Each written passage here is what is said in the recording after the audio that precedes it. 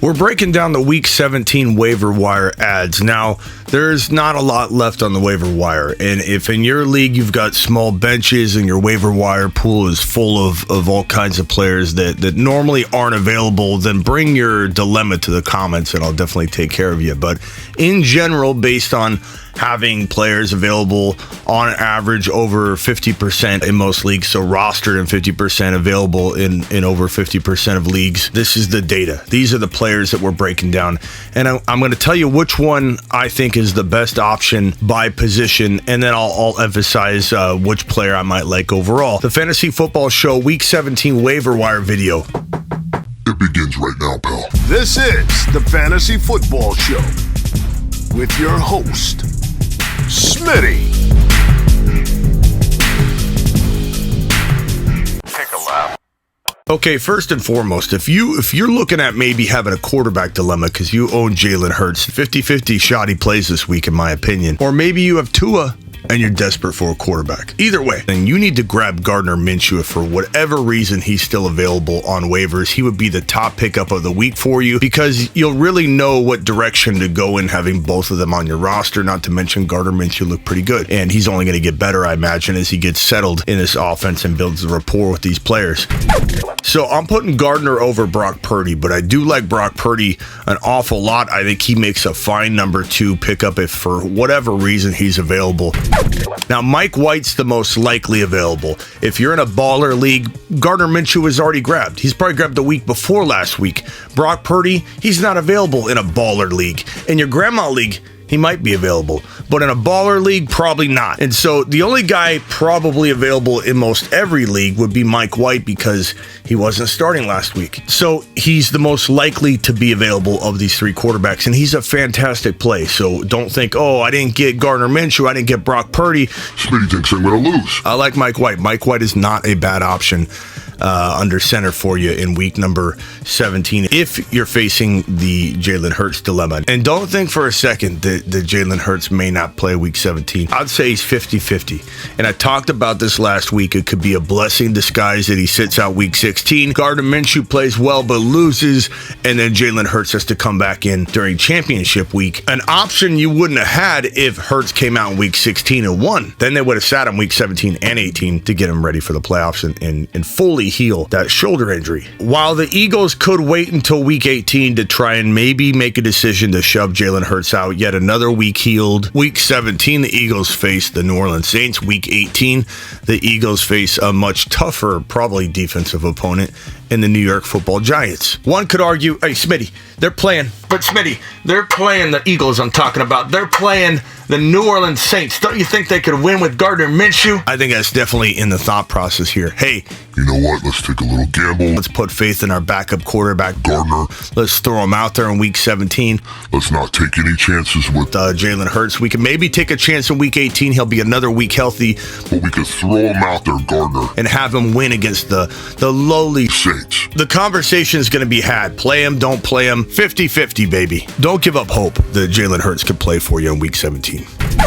Of all the names on screen, non-quarterback, who's the top pickup of the week? It's got to be Chuba Hubbard. If you're looking at this list, you're like, okay, I've got James Cook maybe. I got Chuba Hubbard at wide receiver. There's a couple options. Tyler Allgeier's got to be considered here. Maybe you like Allgeier over Cook. I'm fine with whatever order you have after Chuba, but I do believe Chuba deserves to be the number 1 running back in the number 1 non-quarterback rank. Romeo Doubs could end up being the number 1, I suppose, if Christian Watson doesn't play week 17. We'll have to monitor the hip. He did not return to the game for a big portion of the game, and Doubs would see a huge uptick in targets and in production if he's full go as the number 1 wide receiver. So monitor that, pick him up, hold him, and then maybe he can fend for a flex spot for you and fight off somebody else that's been struggling, and you're like, let me just go with Romeo Doubs. So Chuba and Doubs probably are the top 2 pickups non-quarterback, I would say. Allgeier and Cook are very close. If you need a tight end, obviously Taysom Hill is a fantastic pickup. So is Juwan Johnson. Same team, hard to decide which one is better. Jahan Dotson's got to be grabbed. He's a fantastic wide receiver grab at this point if he's available. And let me clarify that if Christian Watson plays, then Dotson's probably the number one wide receiver grab, and then Dobbs would not be the number one wide receiver grab. So understand the difference of all the moving parts involved. So I don't hear a, how do you like Dobbs over Dotson, Smitty? Jamison Williams wants the football. Traylon Burks might still be available in some leagues. Khalil Herbert's an interesting pickup. Zach Moss, I don't like that situation, but he's probably the best running back available at that point. It's really thin. It really is. And maybe you have a player or two available in your league that you want to discuss down in the comments, and I can help you out with that. So definitely ask me a question below if you've got a dilemma that falls in line with these guys or players I didn't speak of. Get ready for 2023, people. I'm telling you right now, if you found me and found the channel during the year, you don't even understand what's in store for you. We don't turn it off or shut it down or, hey, we'll reconvene in May or June. I'm going to take a little baby break. Let me get my juice box and take a month off. We don't do that here. We're 365. And more importantly, and I don't mean to crap on my own in-season content because I think I do a darn good job. I think you all do a darn good job because I work for you. And since I work for you, what I do reflects upon you. I think we all do a pretty good job. My point here is this. I don't mean to crap on my in-season content, but it's a regimen. It's pick up, add, drop video like this one. Then it's who do you buy low, sell high. I got to talk about it right now. And then we got start bench advice all day long, which I love. And I appreciate you. The super chats are amazing. The questions are amazing. The phone calls are amazing. You are amazing.